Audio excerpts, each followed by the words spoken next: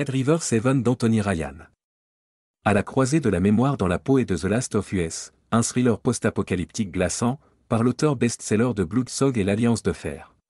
Je reprends conscience sur un bateau en pleine mer, sans plus aucun souvenir ni de mon identité ni de ce qui m'a amené là. Je ne suis pas seul, 6 autres personnes sont à bord, toutes amnésiques elles aussi.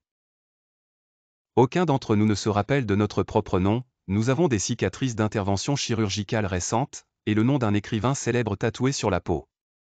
Sur l'ordinateur de bord s'affiche rendez-vous au point A, nous décidons tous d'unir nos forces pour survivre aux épreuves qui nous attendent. Qui mène la danse à distance?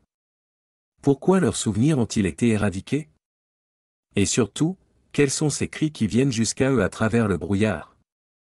C'est ce que vous allez découvrir en cliquant sur le lien dans la description qui vous permettra d'écouter ce livre gratuitement. Le coup de feu, connard! Quelqu'un a tiré. Et maintenant, bouge avant qu'il ne remette ça. Dents serrées, il banda toute sa volonté pour se redresser en appui sur le fond mobile, puis se mettre à genoux. Sa tête pivotait dans toutes les directions, à l'affût de la moindre menace. Son regard remonta la traînée blanche dans les vagues grises que laissait conjointement l'embarcation sur laquelle il se trouvait et le petit canot gonflable recouvert d'une bâche qu'elle tractait dans son sillage. Petit bateau, grand bateau, songea-t-il en contenant à grand-peine un nouvel éclat de rire. Une bouffée hystérique, corrigea-t-il en avalant avidement une grande goulée d'air.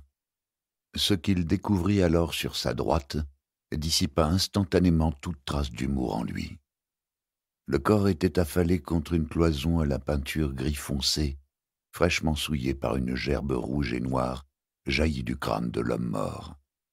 Il portait des bottes de combat et un pantalon uni de style militaire, ainsi qu'une veste de treillis dépourvue de tout insigne ou bande patronymique.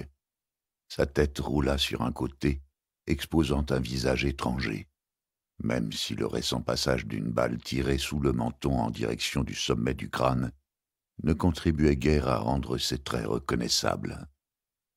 Son bras gauche pendait mollement à son côté. Le droit était posé sur ses genoux, sa main crispée sur la crosse d'un pistolet. Un Sixer M18, murmura-t-il sans même réfléchir. Il connaissait ce pistolet.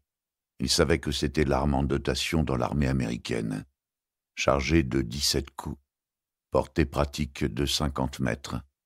Mais à cet instant, un détail plus essentiel encore lui apparut. Il se souvenait du nom du flingue, mais il ne savait même plus comment lui-même s'appelait. Un grondement s'échappa de sa bouche. Son visage trahissait une confusion si intense qu'il en devenait presque un masque de douleur. Il ferma les yeux. Son cœur lui martelait les côtes. « Mon nom, merde! Mon nom! Putain, mais comment je m'appelle ?» Rien ne lui venait. Sur ce point précis, sa mémoire n'était qu'un vide silencieux et nu. C'était comme contempler l'intérieur d'une boîte vide. Un élément de contexte, se dit-il alors que la peur en lui commençait à céder le pas à la panique. « Tu as pris un coup sur la tête. Un accident, un truc comme ça. Ce n'est pas réel. Tu es dans une hallucination. Pense à quelque chose de concret. Ta maison, ton boulot. Le reste suivra. » Il se concentra de toutes ses forces au point de pousser des gémissements sous l'effort. Il fermait les yeux de plus en plus fort. Des larmes commençaient à sourdre.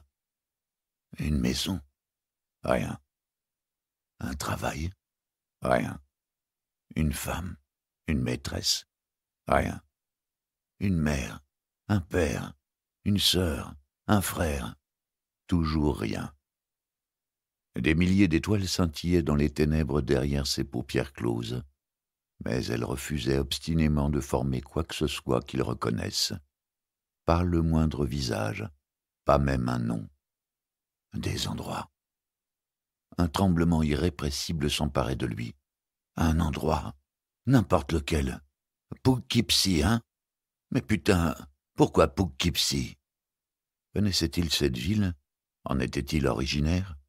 Non, ça venait d'un film, un truc que disait Gene Hackman dans un polar, celui avec la course-poursuite de voitures sous le French Connection. Je me souviens de dialogues dans un film Mais je suis infoutu de me rappeler mon nom. De ses deux mains, il s'asséna sur la tête des claques de rage et d'encouragement. Puis il s'arrêta tout à coup en sentant sous ses paumes le chaume rêche sur son crâne. « Hein? J'ai la tête rasée ?» se dit-il en palpant la peau nue que les embruns rendaient humide. Rasée de près. Ses doigts s'arrêtèrent sur une zone moins abrasive, une discontinuité dans la rugosité de la surface. Une ligne formait comme une fronce, un petit bourrelet, depuis un point au-dessus de son œil gauche en filant vers l'arrière de sa calotte crânienne. Une cicatrice. Des images d'accidents et de blessures surgirent dans son esprit avant de disparaître dès qu'il sentit la régularité de la balafre, une linéarité qui rendait sa nature évidente.